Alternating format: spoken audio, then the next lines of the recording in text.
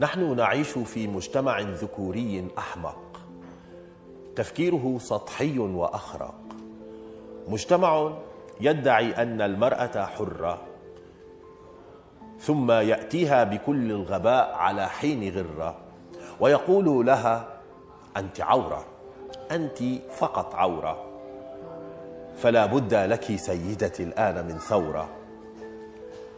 على ذكر يراك فقط وليمة فوق الفراش، أما ذاتك ليس مهما إن ماتت في غرفة الإنعاش. أأنت فقط جسد؟ أين كيانك؟ أين دورك في صلب مجتمعك؟ أين مكانك؟ أفي المطبخ؟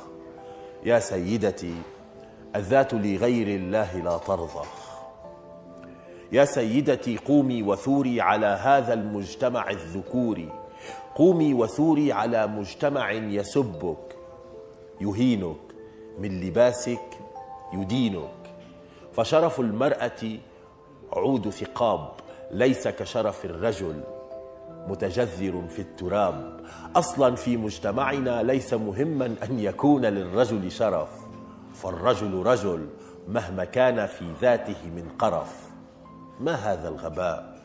قومي بربك وثوري بحق السماء، ثوري لذاتك، ثوري من أجل معنى حياتك، دافعي عنك ليكون قرارك بيدك لا بيد ذكر أصدره قبل مولدك.